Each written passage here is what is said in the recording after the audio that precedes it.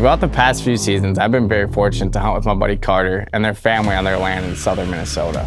The first season I actually got to hunt on this property, both Carter and I harvested awesome bucks. As long as we have good food in this year, it should be a killer season.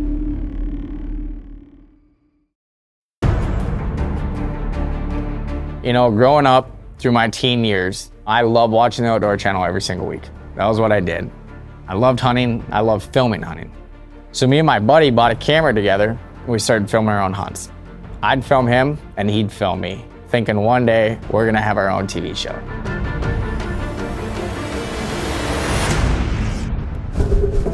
Throughout the last 5 or 6 years, they've chased some amazing bucks on this property. One in particular was a buck that they named 9 Lives, who they had multiple encounters with and a bunch of trail cam pictures. Another buck was goose, and I was actually fortunate to be able to hunt goose too. And Carter's brother Corbin actually harvested them in the 2022 season.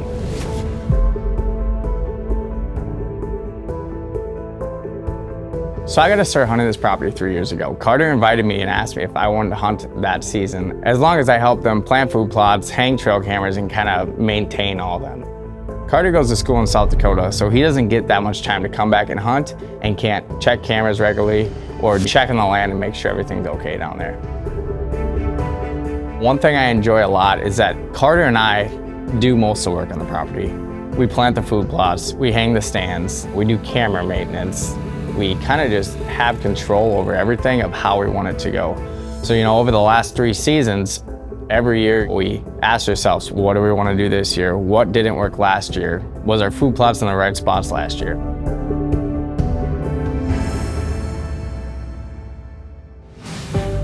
This farm is pretty unique. It's 280 acres that runs along the river. There's a lot of diversity on this farm. You know, it's your typical swampy river bottom farm. The main reason that makes this farm gold is food. If we don't have food, we don't have the deer. Throughout this 280 acres, we have 7 food plots. 3 of them are our beans and corn, our big destination food plots. And then the other 4 are our kill plots, which is set up with the Illusion food plot systems. We do usually have pretty good soil and pretty good food plot results on there, but we run into one problem almost every single year: the river flooding. Most of the time the river floods it's in the spring, so it doesn't affect our planting because we can plant a little bit later, but we have had a few times where it has flooded in the summer, so we've had to replant. All right, so we're down here at our deer hunting land today, looking at the plots, trying to make a game plan for this fall, and it really looks like we got a lot of weeds coming up, not much beans, so I think we're actually gonna tear up at least this side of the plot and put in some 4 Seasons by Illusion.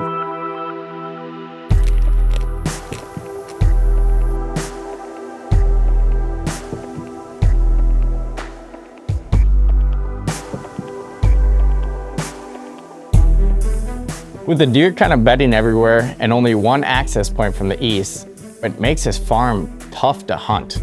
Another problem we also run into down there is because we're down in this valley, basically this little bowl, is swirling winds.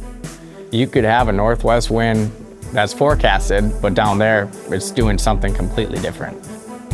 One other big improvement that we did down there this season was add redneck blinds. We just wanted every ability that we could to be able to hunt with the swirling winds down there and to be able to hunt right on these food plots that there wasn't trees to hang stands in. So as we were working on the land throughout the spring and summer, we got our food plots in, and it was a drought in Minnesota this year, but we got them in at the perfect time, and they were the best micro plots that we've ever had down there. We had 3 or 4 bucks that made it from the season before, so you know, we were excited that they were gonna be 4 or 5-year-old deer to be on the farm, and they were kind of home bodies the year before, so we knew as long as we have good food in this year, it should be a killer season. I'm excited to introduce a brand new Deer Society video series called The Art of Deer Hunting. Now within this series, we have categories such as the art of calling, the art of food plots, the art of scent control. We're gonna detail and break down all things in these categories plus more, from trail cameras, stands, scrapes, all things related to successful deer hunting is what this series is all about. This series is a culmination of all the information we've received internally from some of the best deer hunters across the country and the methods they've used to successfully harvest mature whitetails year after year. This is called The Art of Deer Hunting on the Deer Society YouTube channel. As the weeks went by in July, We had our cameras up and we just were not seeing the target bucks. We had a bunch of deer on the farm, a bunch of does, a bunch of smaller bucks, but the bucks from the season before were nowhere to be found. One debate that we have down there a lot between the guys that hunt down there, it flooded in the 2023 spring. So does that push those bucks out to push them up top and they just didn't come back yet? And that's kind of one thing that we're wondering, where our big bucks were that survived last season. One positive thing is that we do have good food this year. So it's just a matter of time before some of those bucks make it back down.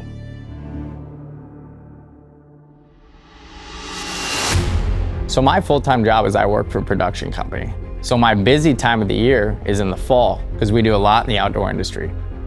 So I don't get the time to hunt that much and I don't get the time to be around, to make sure everything's all right on the property. So I'm constantly checking the reveals wherever I'm at. So finally, in the middle of August, we had 2 bucks show up on our main destination food plot. One that we recognized from the year before, and one that was new. Everything's kind of lining up with season opening in 2 weeks.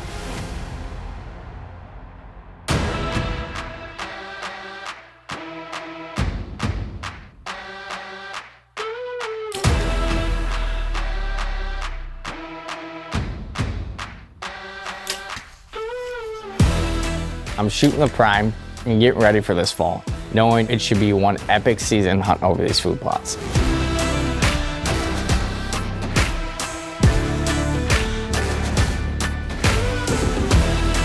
So as the season opened, we only hunt this farm when everyone can hunt or multiple people can hunt. We don't usually have just one guy go down there just to kind of keep the pressure off and all hunt it together. So early in September, I was gone to elk hunt in Nevada. We had a couple pictures here and there of the bucks showing up, but nothing consistent. And that was kind of the whole story of September. We only had a few pictures here and there of the target bucks. So we didn't even hunt in September and we wanted to make sure it was right to go in there and hunt. So finally, we get the perfect weather in early October. So I text a group chat and see who's available to hunt. Carter's dad replies and says he's in. So it's game time. Me and Carter's dad are both gonna hunt down there and see if we can tag this big buck. So October 4th rolls around. Carter's dad and I meet at the gate and we make a game plan on where we're both sitting. It's the first cold front of the year. We both know it's gonna be a killer night. So Mark, Carter's dad, picks that he wants to sit the main destination food plot. So I sit the destination food plot to the north of him that has easy greens on the north side of it. It's the first sit of the season here in Minnesota for me. We had a cold front move in last night, brought a bunch of rain, and we actually had our shooter buck daylight in the next plot over that my buddy's dad's on last night. So we know he is in the area and he's down here, so we're hoping either my buddy's dad gets a shot or I get a shot on this food plot. It's not much longer than 30 minutes. I have some turkeys coming in the field. And usually this is how it goes out there. Turkeys come in first and the deer are right behind to follow. As the does are feeding, I look back in the timber and there's 3 bucks coming to the field. There was 2 little bucks and 1 buck that caught my eye right away.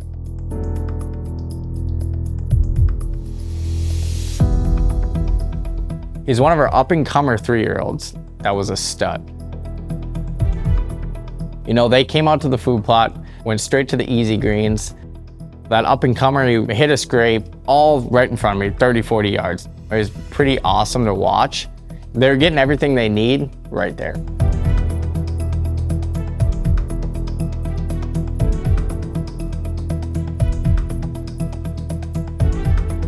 One awesome thing I'd say was basically we just created this social area. There was deer everywhere. There was deer in the beans, there was deer in the corn, there was deer in the easy greens. Bucks were making scrapes. Everything was going on right in front of me. It was cool to see that strategy that we planned out come to life. So as those deer worked off, there was another buck on the edge of the field kind of examining the situation.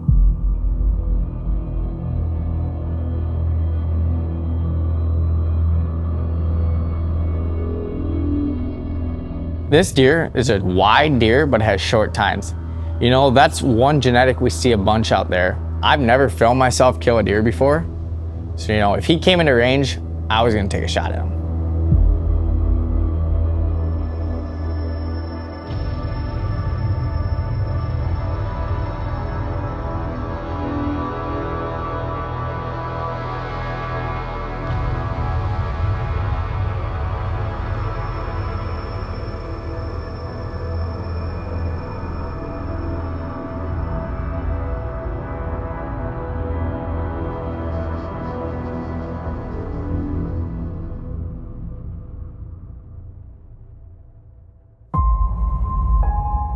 It seemed like forever. This deer worked across the field head on with me the whole time.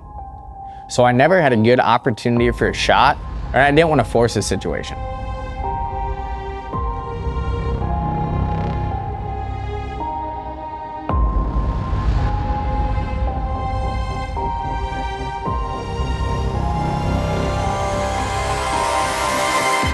As the deer keeps getting closer and closer, I get the redneck windows open and wait for my shot.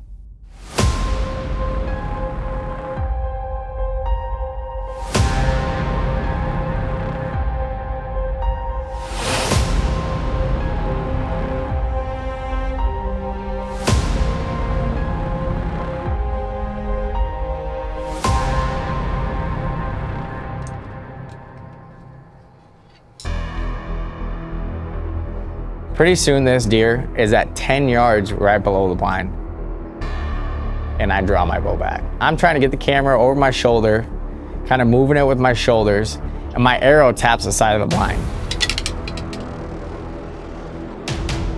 You know, and he bounces back out to about 30 yards.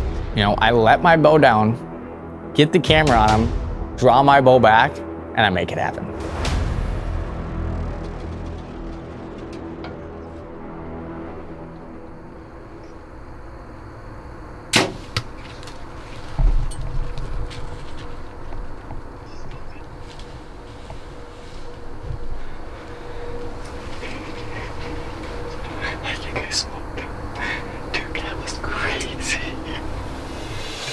After I released the arrow, I knew instantly that I made a good shot.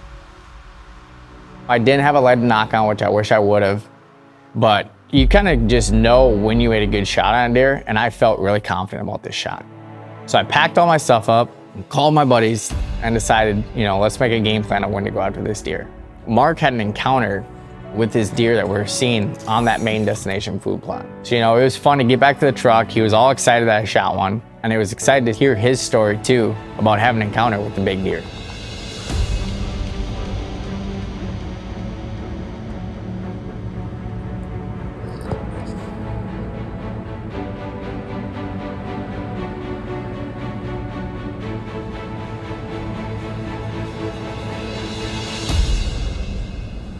As we made a game plan, we decided let's just give him an hour. Let's go back, get the four-wheeler, you know, make this process quick and easy because we know that big deer is still out there too.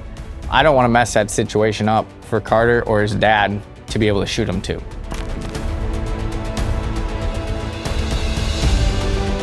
So the 3 keys to our hunt was our food plot strategy, blind placement, and also low pressure hunting. So our food plot strategy, we planned out all winter, spring, and summer of exactly where we want these food plots, what we want it where, and how we can successfully hunt them. Another key was blind placement and scent control. We always phase up down there to give ourselves the best opportunity to hunt, but also sitting in the blinds, having all the windows sealed up, helped a ton. That combination was a game changer for the swirling winds.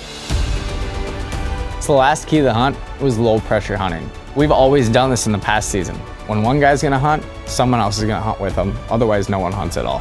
You know, this has really helped down there. You know, we just rely on the reveals to tell us when and where we should hunt, and then we go in and hunt. Rather than, you know, I go this day, Carter goes this day, Mark goes this day. We kind of all stay on the same page to make sure that we have the best hunting we can down there. Thanks for watching this Deer Society Hunt Breakdown. Subscribe to the channel for more great educational content to help you become a better hunter, from podcasts to the Art of Deer Hunting series, hunt breakdowns, tips, tactics, and a whole lot more. The Deer Society is all about deer hunting education.